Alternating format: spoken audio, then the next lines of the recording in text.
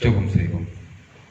கிருபையின் அன்பின் நல்ல கடவுளே, இது இந்த ஆராதனையை உடைய பாதத்தில் பணிந்து நாங்கள் கடந்து செல்கிறோம்.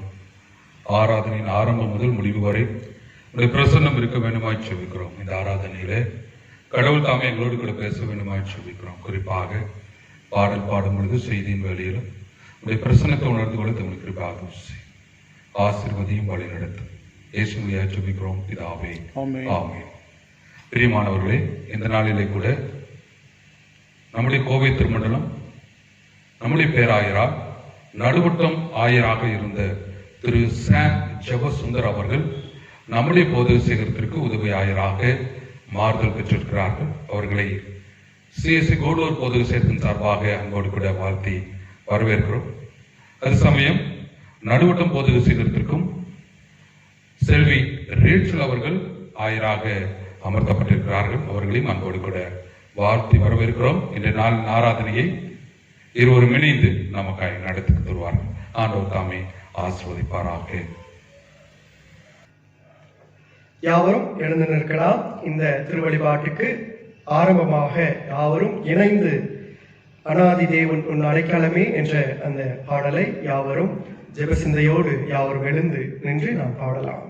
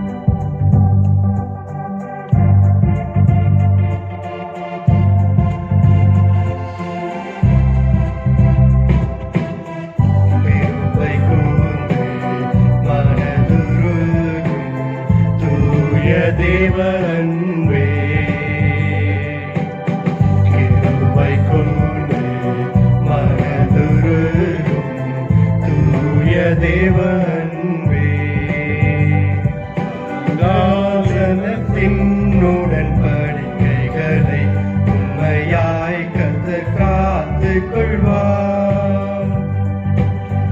இந்த தேவன் என்றென்றும் உள்ள சதா காலமும் நமது தேவன். மரண பரியந்தம் நம்மை நடத்திடுவார். ஆனாதி தேவனும் அடைக்கலமே, அவர் நித்திய புயங்களும் ஆதாரமே.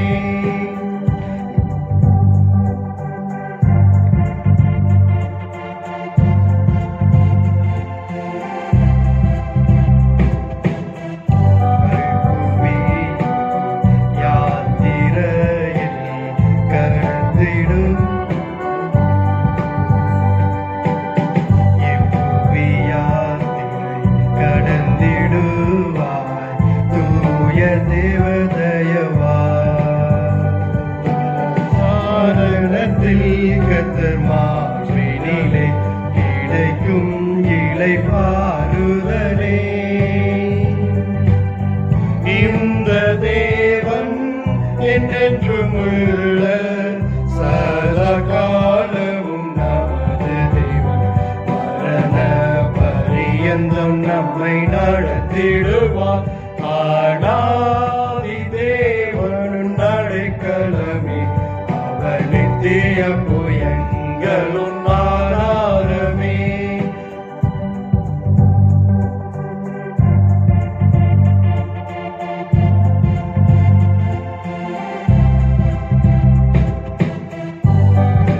வாழ்க்கை செழித்திடுதே தூய தேவ அருளால். வறண்ட வாழ்க்கை செழித்திடுதே தூய தேவ அருளால். தடை மேலிருக்கும் சஞ்சலம் தவிப்பும் முடிப்போ.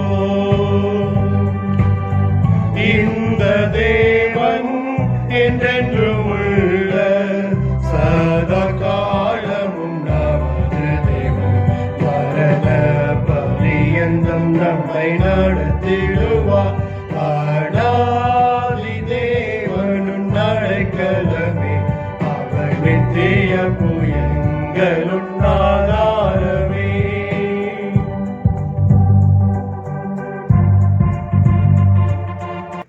நாம் யாவரும் நின்றவரை கடவுளை தொழுவோம். கடவுள் ஆவியாய் இருக்கிறார்.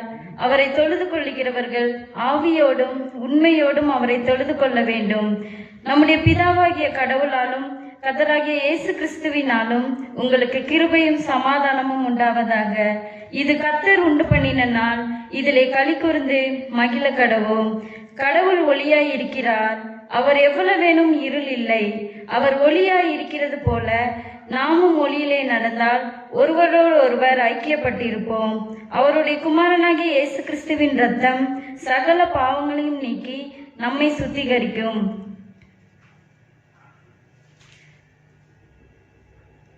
ஆண்டவரே, எங்கள் உதடுகளை திறந்தருளும். அப்பொழுது எங்கள் வாய் உம்முடைய புகழை அறிவிக்கும். பிதாவுக்கும் குமாரனுக்கும் பரிசுத்த ஆவிக்கும் மகிமை உண்டாவதாக. ஆதியிலும் இப்பொழுதும் எப்பொழுதுமான சதா காலங்களிலும் மகிமை உண்டாவதாக. ஆமேன். திரியேக கடவுளை போற்றுவோம். எங்கள் தந்தையாம் கடவுளே, உமது வல்லமையாலும் ஞானத்தாலும் எல்லாவற்றையும் படைத்து உமது குமாரனை எங்கள் இரட்சகராக தரும்படி உலகத்தில் அன்பு கூர்ந்தீரே, உம்மை போற்றுகிறோம். குமாரனாம் கடவுளே, பாவத்தை தவிர்த்து எல்லாவற்றிலும் எங்களைப் போல் மனிதனாகி எங்கள் பாவங்களுக்காக ஒப்பு கொடுக்கப்பட்டு எங்கள் நீதிக்காக உயிர் தெழும்பியவரே, உம்மை போற்றுகிறோம். பரிசுத்த ஆவியானவர் ஆகிய கடவுளே, எல்லா உண்மைக்குள்ளும் எங்களை வழிநடத்தி கடவுளின் அன்பை எங்கள் நெஞ்சில் பொழிகிறவரே, உம்மை போற்றுகிறோம். பிதா, குமாரன், பரிசுத்த ஆவியாகிய கடவுளே, உமக்கே எக்காலமும் எல்லா புகழும் மகிமையும் உண்டாவதாக. ஆமென். பாவ அறிக்கை. நமக்கு பாவம் இல்லை என்போமானால் நம்மை நாமே வஞ்சிக்கிறவர்கள் ஆவோம். நமக்குள் உண்மை இல்லை. நமது பாவங்களை அறிக்கையிட்டால் பாவங்களை நமக்கு மன்னித்து எவ்வித அநீதமும் நீங்க நம்மை சுத்திகரிப்பதற்கு அவர் நம்பத்தக்கவரும் நீதியும் உள்ளவர். நான் எழுந்து என் தகப்பனிடத்திற்கு போய், தகப்பனே, பரத்துக்கு விரோதமாகவும் உமது பார்வையிலும் பாவம் செய்தேன். இனி உம்முடைய மகன் என்று சொல்லப்படுவதற்கு நான் பாத்திரன் அல்ல. உம்முடைய கூலிக்காரரில் ஒருவனாக என்னை வைத்துக் கொள்ளும் என்பேன். கடவுள் ராஜ்யம் சமீபித்திருக்கிறது. மனம் திரும்பி சுவிசேஷத்தில் நம்பிக்கை வையுங்கள். நமது பலவீனங்களுக்காக பரிதபிக்க முடியாத பிரதான ஆசிரியர் நமக்கு இராமல் எல்லா விதத்திலும் நம்மை போல் சோதிக்கப்பட்டும் பாவமில்லாத பிரதான ஆசிரியரே நமக்கு இருக்கிறார். நாம் முழங்கால் படியிட்டு மௌனமாக நம்மை நாமே சோதனை செய்வோம். சர்வ வல்லமையுள்ள கடவுளிடத்தில் நாம் நமது பாவங்களை தாழ்மையோடு அறிக்கையிடுவோம். எங்கள் தந்தையாம் கடவுளே, நினைவினாலும் வார்த்தையினாலும் செய்கையினாலும் உமக்கு விரோதமாம் பாவம் செய்திருக்கிறோம். முழு மனதோடு நாங்கள் உம்மை நேசிக்கவில்லை. எங்களிடத்தில் நாங்கள் அன்பு கூறுவது போல அயலாரிடத்தில் நாங்கள் அன்பு கூறவில்லை. எங்கள் மேல் இரக்கமாய் இருக்க உம்மை வேண்டிக் கொள்கிறோம். எங்கள் பாவ அழுக்கை நீக்கி எங்களை சுத்திகரியும். எங்கள் குற்றங்களை விட்டுவிட எங்களுக்கு உதவி புரியும். எங்கள் ஆண்டவர் இயேசு கிறிஸ்துவின் மூலமாய் வேண்டிக் கொள்கிறோம் பிதாவே. ஆமென். சர்வவல்லமை மிகுந்திருக்கும் ஆண்டவர் மன்னிப்பை பாவ நிமித்தி நம் கட்டளையிட்டருளி வாழ்க்கை சீர்படுத்துவதற்கான காலத்தையும் தமது பரிசுத்தாவின் கிருபையும் தேர்தலையும் தந்தருவாராக. ஆமென். ஆண்டவரை துதியுங்கள். ஆண்டவர் நாமம் துதிக்கப்படுவதாக. திருச்சபையார் அமர்வும். இன்றைய நாளுக்குரிய வேத பகுதியை நாம் வாசிக்க கேட்போம். இன்றைய பரிசுத்த ஓய்வு நாட்களில் தெரிந்து கொள்ளப்பட்ட முதலாம் வேத பகுதி 2 ராஜாக்கள் 4ஆம் அதிகாரம் வசனங்கள் 42 முதல் 44 வரை. 2 ராஜாக்கள் 4ஆம் அதிகாரம் வசனங்கள் 42 முதல் 44 வரை. பின்பு பாகால் சலிஷாவிலிருந்து ஒரு மனுஷன் தேவனுடைய மனுஷனுக்கு முதற் பலனான வார்கோதுமையின் 20 அப்பங்களையும் தாழ் கதிர்களும் கொண்டு வந்தான். அப்பொழுது அவன் ஜனங்களுக்கு சாப்பிட கொடு என்றான். அதற்கு அவனுடைய பணிவிடைக்காரன், இதை நான் 100 பேருக்கு முன்வைப்பது எப்படி என்றான். அதற்கு அவன், அதை ஜனங்களுக்கு சாப்பிட கொடு, சாப்பிட்ட பிற்பாடு இன்னும் மீதியுண்டாகும் என்று கர்த்தர் சொல்கிறார் என்றான். அப்பொழுது அவர்களுக்கு முன்பாக அதை வைத்தான். கர்த்தருடைய வார்த்தையின்படியே அவர்கள் சாப்பிட்டதுமின்றி மீதியும் இருந்தது என்பதை வாசிக்கும்படியாக தெரிந்து கொள்ளப்பட்ட முதலாம் வேத பகுதி வாசித்தாயிற்று. தேவனே உமக்கு ஸ்தோத்திரம் உண்டாவதாக. இரண்டாவது வேத பகுதியை நாம் வாசிக்க கேட்கலாம். வாசிக்கும்படியாக தெரிந்து கொள்ளப்பட்ட 2ஆம் வேத பகுதி கொரிந்தியருக்கு எழுதின முதலாம் நிருபம் 11ஆம் அதிகாரம் வசனம் 24 முதல் 34 வரை. 1 கொரிந்தியர் 11ஆம் அதிகாரம் வசனம் 24 முதல் 34 வரை. ஸ்தோத்திரம் பண்ணி அதை பிட்டு நீங்கள் வாங்கி புசியுங்கள், இது உங்களுக்காக பிற்கப்படுகிற என்னுடைய சரீரமாயிருக்கிறது, என்னை நினைவு கூறும்படி இதை செய்யுங்கள் என்றார். போஜனம் பண்ணின பின்பு அவர் அந்தபடியே பாத்திரத்தையும் எடுத்து, இந்த பாத்திரம் என் இரத்தத்தினால் ஆகிய புதிய உடன்படிக்கையாயிருக்கிறது. நீங்கள் இதை பானம் பண்ணும் போதெல்லாம் என்னை நினைவு கூறும்படி இதை செய்யுங்கள் என்றார். ஆகையால் நீங்கள் இந்த அப்பத்தை புசித்து இந்த பாத்திரத்தில் பானம் பண்ணும் போதெல்லாம் கர்த்தர் வருமளவும் அவருடைய மரணத்தை தெரிவிக்கிறீர்கள். இப்படி இருக்க எவன் அபாத்திரமாய் கர்த்தருடைய அப்பத்தை புசித்து அவருடைய பாத்திரத்தில் பானம் பண்ணுகிறானோ அவன் கர்த்தருடைய சரீரத்தையும் இரத்தத்தையும் குறித்து குற்றமுள்ளவனாய் இருப்பான். எந்த மனுஷனும் தன்னைத்தான் சோதித்தறிந்து இந்த அப்பத்தில் புசித்து இந்த பாத்திரத்தில் பானம் பண்ண கடவன். எண்ணத்தினால் எனில் அபாத்திரமாய் போஜனம் பண்ணுகிறவன் கர்த்தருடைய சரீரம் இன்னதென்று நிதானித்து அறியாததினால் தனக்கு ஆக்கினைக்கு தீர்ப்பு வரும்படி போஜன பானம் பண்ணுகிறான். இது நிமித்தம் உங்களில் அநேகர் பலவீனரும் வியாதி உள்ளவர்களுமாய் இருக்கிறார்கள், அநேகர் நித்திரையும் அடைந்திருக்கிறார்கள். நம்மை நாமே நிதானித்து அறிந்ததால் நாம் நியாயத்தீர்க்கப்படும் போது உலகத்தோட ஆக்கினைக்குள்ளாக தீர்க்கப்படாத படிக்கு கர்த்தராலே சிட்சிக்கப்படுகிறோம். ஆகையால் என் சகோதரரே, நீங்கள் போஜனம் பண்ண கூடி வரும்போது ஒருவருக்காக ஒருவர் காத்திருங்கள். நீங்கள் ஆக்கினைக்கு ஏதுவாக கூடி வராத படிக்கு ஒருவனுக்கு பசியாயிருந்தால் வீட்டிலே சாப்பிட கடவன். மற்ற காரியங்களை நான் வரும்போது திட்டம் பண்ணுவேன். வாசிக்கும்படியாக தெரிந்து கொள்ளப்பட்ட 2ஆம் நிருபம் வாசித்தாயிற்று. தேவனே உமக்கே ஸ்தோத்திரம் உண்டாவதாக. வாசிக்கும்படி தெரிந்து கொள்ளப்பட்ட நற்செய்தி பகுதியானது தூய யோவான் என்பவர் எழுதின நற்செய்தி நூல் 6வது அதிகாரம் வசனங்கள் 43 தொடங்கி 58 வரை நாம் வாசிக்க கேட்கலாம். அதற்கு முன்னமாக நற்செய்தி வேத பாடத்திற்காக யாவரும் எழுந்து நிற்கலாம். தூய யோவான் என்பவர் எழுதின நற்செய்தி நூல் 6வது அதிகாரம் வசனங்கள் 43 தொடங்கி 58 வரை நாம் வாசிக்க கேட்கலாம். இயேசு அவர்களுக்கு பிரதியுத்தரமாக, உங்களுக்குள்ளே முறுமுறுக்க வேண்டாம். என்னை அனுப்பின பிதா ஒருவனை இழுத்து கொள்ளாவிட்டால் அவன் என்னிடத்தில் வரமாட்டான். கடைசி நாளில் நான் அவனை எழுப்புவேன். எல்லோரும் தேவனாலே போதிக்கப்பட்டிருப்பார்கள் என்று தீர்க்கதரிசிகளின் ஆகமத்தில் எழுதியிருக்கிறதே. ஆகையால் பிதாவினிடத்தில் கேட்டு கற்றுக்கொள்கிறவன் எவனும் என்னிடத்தில் வருகிறான். தேவனிடத்தினின்று வந்தவரே தவிர வேறொருவரும் பிதாவை கண்டதில்லை. இவரே பிதாவை கண்டவர். என்னிடத்தில் விசுவாசமாய் இருக்கிறவனுக்கு நித்திய ஜீவன் உண்டென்று மெய்யாகவே மெய்யாகவே உங்களுக்கு சொல்லுகிறேன். ஜீவ அப்பம் நானே. உங்கள் பிதாக்கள் வனாந்தரத்திலே மன்னாவை புசித்திருந்தும் மரித்தார்கள். இதிலே புசிக்கிறவன் மறியாமல் இருக்கும்படி வானத்திலிருந்து இறங்கின அப்பம் இதுவே.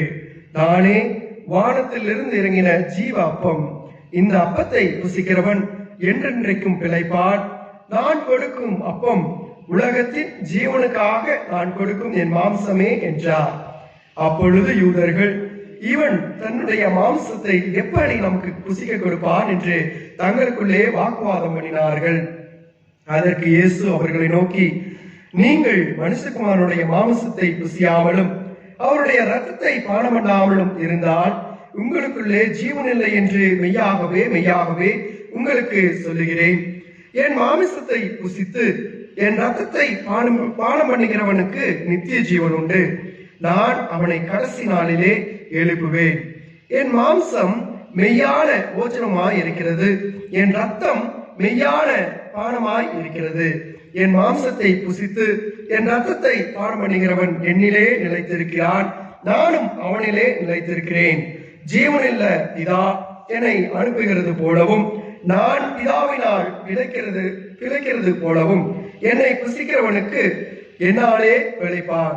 வானத்திலிருந்து இறங்கின அப்பம் இதுவே. இது உங்கள் பிதாக்கள் புசித்த மன்னாவை போலல்ல. அவர்கள் மரித்தார்களே, இந்த அப்பத்தை புசிக்கிறவனோ என்றென்றைக்கும் பிழைப்பான் என்றார் என்பது வாசிக்கும்படி தெரிந்து கொள்ளப்பட்ட நற்செய்தி பகுதியானது வாசித்தாயிற்று. கிறிஸ்துவே உமக்கு மகிமை உண்டாவதாக. ஆமென். சபையார் யாவரும் எழுந்து நிற்கலாம். நாம் யாவரும் எழுந்து நின்று செய்தியின் ஆயத்த பாடலாக யாவரும் இணைந்து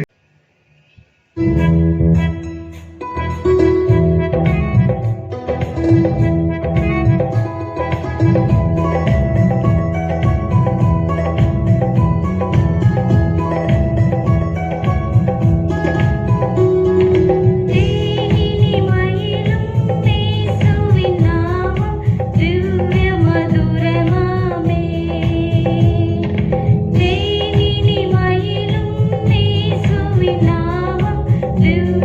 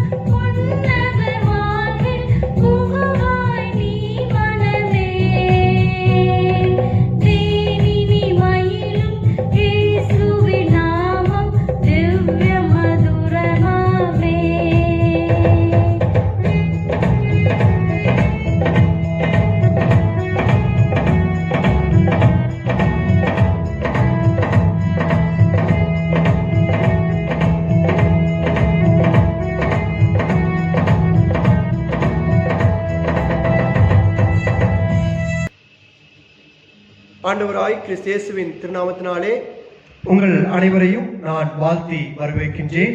கண்களை மூடி வரிசையாக தேவனை நோக்கி நாம் ஜெபம் செய்வோம்.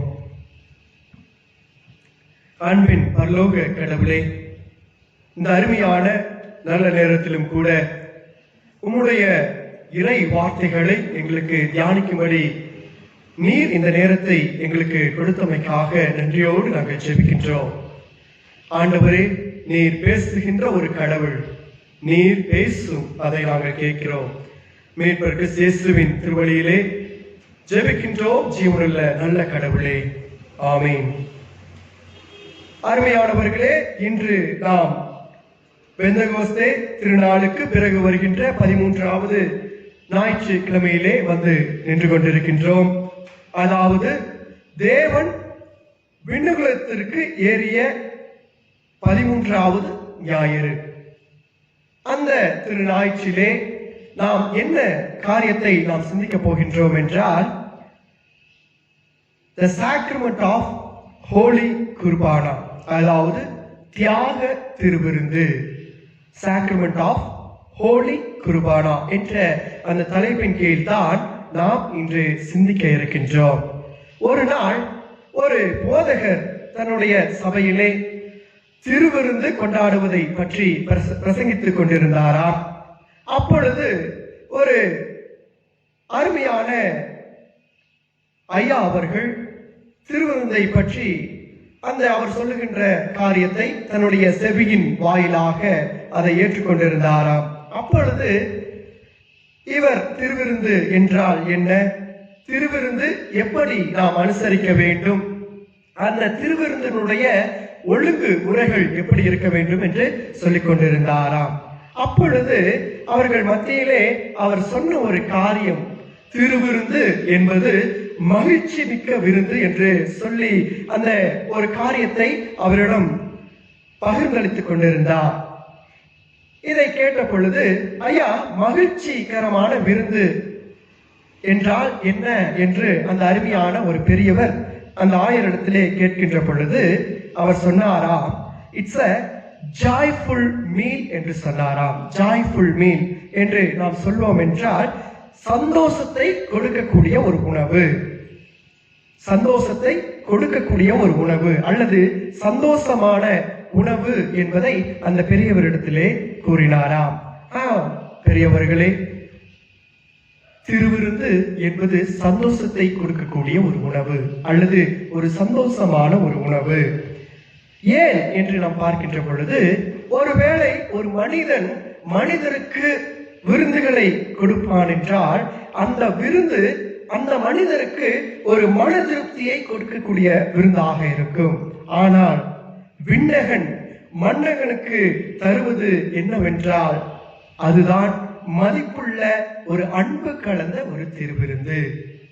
அதாவது ஆண்டவராகிய இயேசு கிறிஸ்து தன்னுடைய ஒரு உடலை நமக்கு கொடுத்து பாவமுள்ள நம்மை பாவமில்லாதவராக ஆக்குவதுதான் இந்த திருவிருந்தினுடைய ஒரு நோக்கமாக இருக்கின்றது. இன்னும் சொல்ல போனால் சிறிய மொழியிலே நாம் பார்க்கின்ற பொழுது ஹோலி குர்பானா என்று சொல்லுவார்கள். பழைய ஏற்பாடு பகுதிகளிலே நாம் பார்க்கின்ற பொழுது இந்த திருவிருந்து குர்பானா என்று குறிக்கப்படுகின்றது. அதற்கு என்ன அர்த்தம் என்று நாம் பார்க்கின்ற பொழுது தியாகம் அல்லது காணிக்கை என்று பொருள் கொள்ளப்படுகின்றது. இது பழைய ஏற்பாடு காலத்திலே யூதர்கள் பஸ்கா என்று இந்த திருவிருந்தை கொண்டாடுகின்றதை நம்முடைய வேதாகம பகுதி தெளிவாக உணர்த்துகின்றது.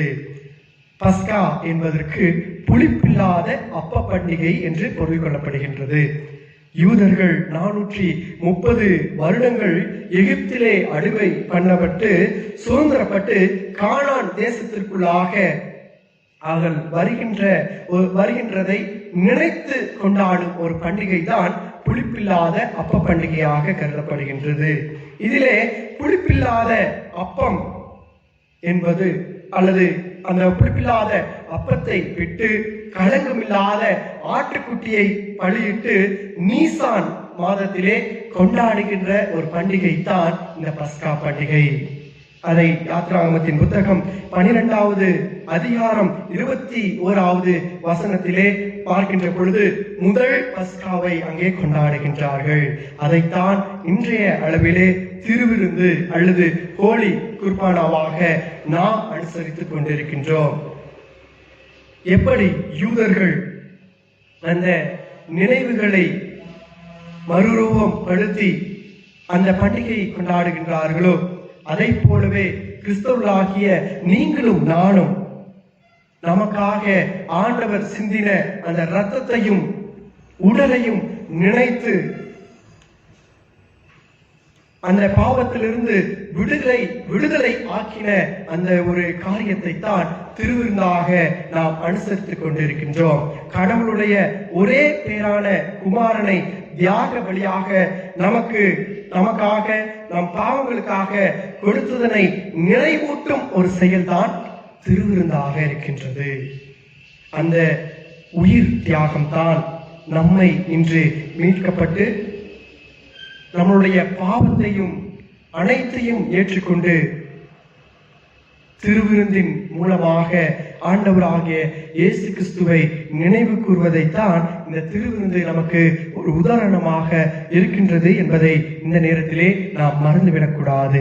ஆகவே இந்த ஒரு சூழ்நிலையிலே தியாக திருவிருந்து என்ற அந்த தலைப்பின் கீழாக 3 சத்தியங்களின் வாயிலாக திருவிருந்து என்பது எப்படி அனுசரிக்க வேண்டும் அல்லது எப்படி இருக்க வேண்டும் என்பதை 3 சத்தியங்களின் வாயிலாக நாம் தியானித்து கடந்து செல்லலாம். முதலாவது காரியம், திருவிருந்து என்பது பகிர்ந்தளிப்பதாக இருக்க வேண்டும். திருவிருந்து என்பது பகிர்ந்தளிப்பதாக இருக்க வேண்டும். திருவிருந்து என்பது பகிர்ந்தளிப்பது, இல்லாதவர்களுக்கு பகிர்ந்தளிப்பதுதான் திருவிருந்து. 2 ராஜாக்களின் புத்தகம் 4வது அதிகாரம் 42 முதல் 44 வரை பார்க்கின்ற பொழுது எலிசா கொண்டு வரப்பட்ட அந்த 20 வார்கோதுமைகளின் அப்பங்களையும் அந்த முற்றிய தானிய கதிரியையும் பகிர்ந்தளிக்கும்படி கூறுகின்றதை அந்த 2 ராஜாக்களின் புத்தகம் நமக்கு தெளிவாக உணர்த்துகின்றது. அவர் சொன்னது போலவே அவருடைய பணியாளர்கள் குறைவுபட்ட அந்த ஒரு சூழ்நிலையிலும் கூட அந்த அருமையான அப்பங்களை பகிர்ந்தளிக்கின்றதை அந்த வேதாகம பகுதி நமக்கு தெளிவாக உணர்த்துகின்றது. முதலில் திருவிருந்து என்பது இதன் மூலமாக சொல்லப்படுகின்ற ஒரு காரியம், நீ கொடுக்க வேண்டும். நீ கொடுக்கின்ற பொழுது ஆண்டவர் உனக்கு கொடுப்பார் என்பதே திருவிருந்தினுடைய ஒரு நோக்கமாக இருக்கின்றது. ஆண்டவருடைய அந்த ஊழிய பாதைகளிலே நாம் பார்க்கின்ற பொழுது யோவான் என்பவர் எழுதின அந்த நற்செய்தி நூல் 6வது அதிகாரத்திலே பார்க்கின்ற பொழுது இயேசுவின் ஊழியத்தில் பகிர்ந்தளிப்பது என்பது ஒரு சிறந்த ஒரு காரியமாக இருக்கின்றது. அங்கே பார்க்கின்ற பொழுது தேவன் அனைவருக்கும் அந்த 5 அப்பம் 2 மீனை பகிர்ந்தளிக்கின்றார். ஆகவே இந்த பகிர்ந்தளித்தல் என்பது தேவனுடைய ஆசீர்வாதமாக கருதப்படுகின்றது. பகிர்ந்தளிப்பது என்பதுதான் உண்மையான ஒரு குர்பானா அல்லது திருவிருந்தாக கருதப்படுகின்றது. அது மட்டும் அல்லாமல் தேவன் உங்களுக்கும் எனக்கும் அவர் வாழ்வினை பகிர்ந்தளிக்கின்றார். அந்த சிலுவையிலே உங்களுக்காகவும் எனக்காகவும் அவருடைய உயிரை பகிர்ந்தளிக்கின்ற காரியத்தை நம்முடைய வேதாகம பகுதியிலே பார்க்கின்றோம். அதை போலவே கிறிஸ்தவர்களாகிய நீங்களும் நானும் பகிர்ந்தளிப்பதை ஒரு வாழ்வின் முன்னுதாரணமாக கொண்டு வாழ்வோமானால் அதுவே ஒரு சிறந்த ஒரு வாழ்வாக அல்லது சிறந்த வாழ்வு முறைகளாக இருக்கும் என்பதிலே எந்தவித சந்தேகம் கிடையாது. இன்றைய சூழ்நிலையிலே ஒவ்வொரு மனிதர்களும் சுயநலம், பொறாமை, புறம் கூறுவது, தீங்கு செய்ய துடிக்கின்ற குணங்கள், இதையெல்லாம் மறந்து எப்பொழுது மற்றவர்களுக்கு பகிர்ந்தளித்து நம்முடைய வாழ்க்கையை நகர்த்துகின்றோமோ அப்பொழுதுதான் அந்த திருவரு சாதனமாகிய திருவிருந்தினுடைய நோக்கம் முழுமையடையும் என்பதிலே எந்தவித சந்தேகமும் கிடையாது. 2வது காரியமாக, திருவிருந்து என்பது இயேசுவின் உடலும் இரத்தமுமாக இருக்கின்றது. திருவிருந்து என்பது இயேசுவின் உடலும் இரத்தமுமாக இருக்கின்றது. இதற்கு ஒரே ஒரு காரியத்தை நாம் சொல்லுவோம் என்றால், இயேசுவை பின்பற்றுகின்ற நீங்களும் நானும் இயேசுவை போல மாற வேண்டும். இயேசு கிறிஸ்து தன்னை உங்களுக்காகவும் எனக்காகவும் அந்த சிலுவையிலே காணிக்கையாக கொடுக்கின்றதை நாம் வேதாகம பகுதிகளிலே நாம் பார்க்கின்றோம். நாம் செய்த, நீங்கள் செய்த பாவத்தின் விளையாக ஆண்டவராகிய இயேசு கிறிஸ்து, ஒரு பாவம் அறியாத இயேசு கிறிஸ்து சிலுவையில் தொங்குகின்றதை நம்முடைய வேதாகம பகுதி சொல்லுகின்றதை பார்க்கின்றோம். ஆகவே இந்த ஒரு சூழ்நிலையிலே நாம் அவருக்கு என்ன செய்ய போகின்றோம்? நமக்காக அவர் தன்னுடைய உயிரை பகிர்ந்தளித்திருக்கின்றார். அவருக்காக நாம் என்ன செய்ய போகின்றோம் என்பதை இந்த நேரத்திலே நாம் நினைத்து பார்ப்பது மிகவும் அவசியமாக இருக்கின்றது. அந்த வேதாகம பகுதியிலே நாம் வாசிக்க கேட்ட அந்த கொரிந்திய புத்தகத்திலே பார்க்கின்ற பொழுது பவுலடிகளார் சொல்கின்ற ஒரு காரியம், ஆண்டவருடைய உடல் என்பது அப்பத்திற்கு ஒரு உதாரணமாக காட்டப்படுகின்றது. அதை போலவே திராட்சரசம் என்பது இரத்தத்தின், அதாவது ஆண்டவர் சிந்தின ஒரு இரத்தத்தின் அடையாளமாக காட்டப்படுகின்றதை பவுலடிகளார் அந்த கொரிந்தியருக்கு எழுதிய திருமுகத்திலே சொல்லுகின்றதை நாம் பார்க்கின்றோம். அங்கே சொல்லுகின்ற பொழுது பவுலடிகளார் அந்த கொரிந்திய திருச்சபைக்கு எழுதுகின்ற பொழுது திருவிருந்தை அபாத்திரமாக பருவதை பார்க்கின்ற ஒரு சூழ்நிலையிலே 1 கொரிந்தியர் 5வது அதிகாரம் 7-8 வசனங்களிலே பார்க்கின்ற பொழுது அப்பம் என்பது கிறிஸ்துவாக இருக்கின்றது, அல்லது அந்த ஆட்டுக்குட்டியினுடைய இரத்தம் என்பது ஆண்டவருடைய இரத்தமாக இருக்கின்றது. கிறிஸ்துவின் இரத்தம் என்பது ஒரு சுத்தமாக இரத்தமாக அங்கே பவுலடிகளார் குறிக்கப்படுகின்றதை நாம் பார்க்கின்றோம். அதே போல அவர் சொல்லுகின்ற பொழுது ஆண்டவரே மெய்யான திராட்சை செடி என்று குறிக்கப்படுகின்றதையும் பவுலடிகளார் நமக்கு தெளிவாக உணர்த்துகின்றார். அன்பானவர்களே, இந்த திராட்சை ரசம் என்பது யூத குலத்திலே ஒரு காமனான ஒரு உணவாக கருதப்படுகின்றது. அனைத்து அக்கேஷன்களிலும் இந்த திராட்சை ரசம் என்பது பருகுவது யூதர்களுடைய வழக்கமாக இருக்கின்றது.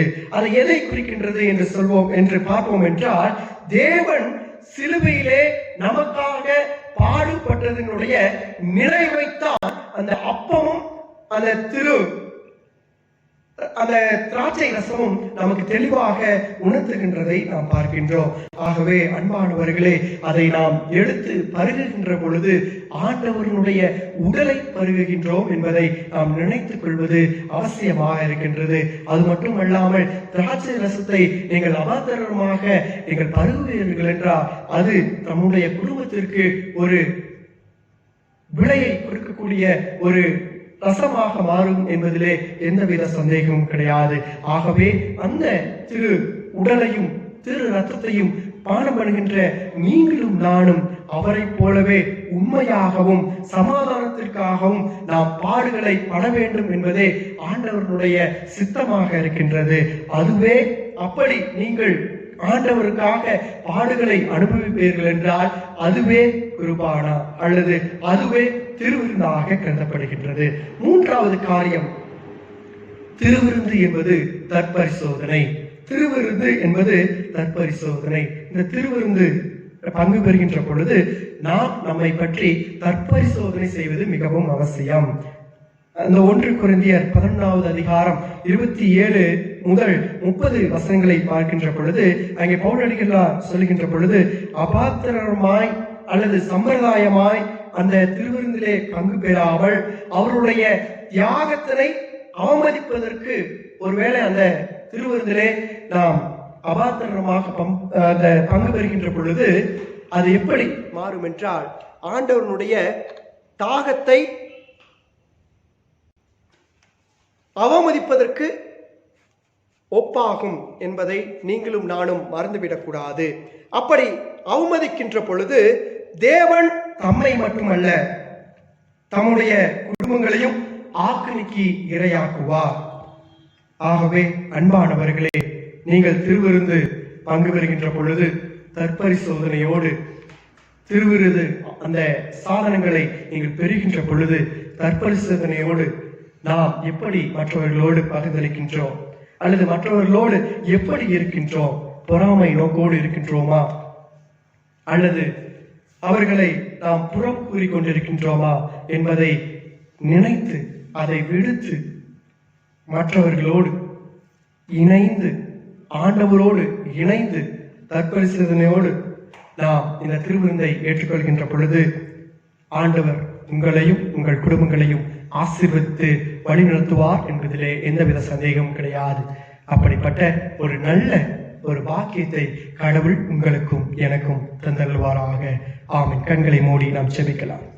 அன்பின் பரலோக கடவுளே, இந்த நேரத்திலும் கூட திருவிருந்தை எப்படி அனுசரிக்க வேண்டும் என்பதை நீர் கற்றுக் கொடுத்தீர். அதற்காக நன்றிகளை நாங்கள் ஏறெடுக்கின்றோம். ஆண்டவரே, வருகின்ற இந்த திருவிருந்திலே தற்பரிசோதனையோடு பகிர்ந்தளிப்பதை முன்னுதாரணமாக கொண்டு நீர் எப்படி வாழ்ந்தீரோ அதை போல நாங்களும் எங்களுடைய வாழ்வை மாற்றி அந்த திருவருட் சாதனத்திலே நாங்கள் பங்கு கொள்ள எங்களுக்கு கிருபை அளித்தள்ள வேண்டும் என்று ஜெபிக்கின்றோம். அதற்கான வழிவகுக்களை நீர் வகுத்தருளும். ஆசீர்வதி.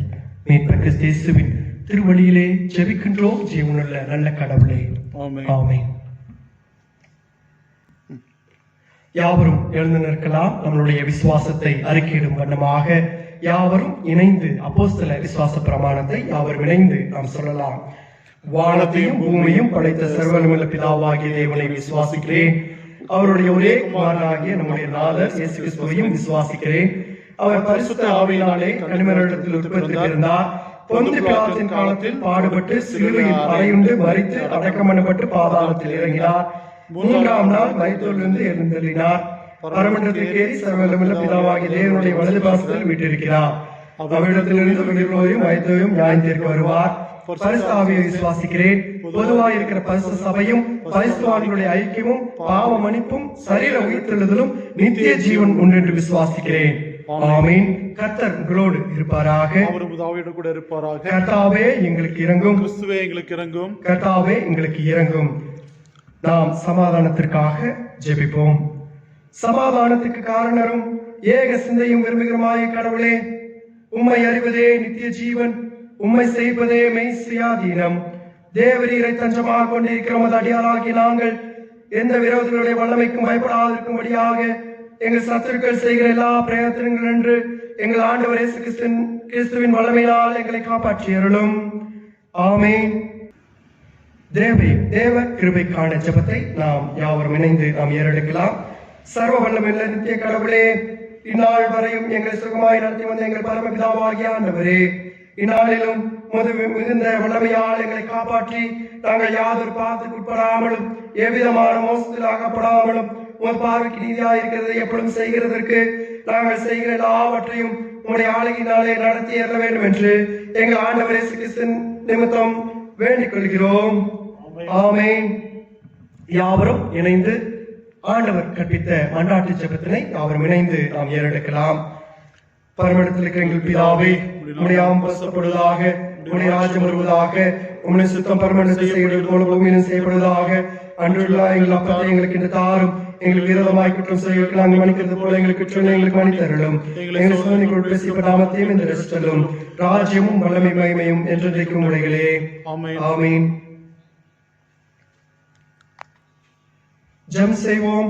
இத்தருணத்திலே ஒருமனப்பட்டு உம்மை நோக்கி எங்கள் பொதுவான விண்ணப்பங்களை செய்ய எங்களுக்கு கிருபை அளித்த சர்வ கடவுளே, 2 பேராவது 3 பேராவது நாமத்தினாலே கூடி வரும் பொழுது அவர்கள் கேட்கவில்லை அல்ல செய்வேன் என்று வாக்கு கொடுத்தவரே, கர்த்தாவே, உமது அடியாராகிய எங்களுக்கு வேண்டிய நன்மைகள் உண்டாக எங்கள் விருப்பங்களையும் வேண்டுதல்களையும் இப்பொழுது நிறைவேற்றி இம்மையிலே உம்முடைய சத்தியத்தை அறிகிற அறிவையும் மறுமையிலே நித்திய ஜீவனையும் எங்களுக்கு கட்டளையிட்டருளும்.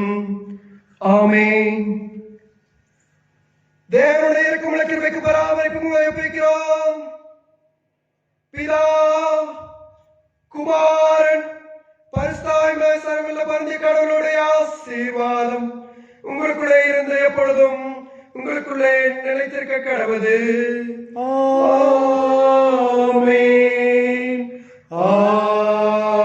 ஆமென்.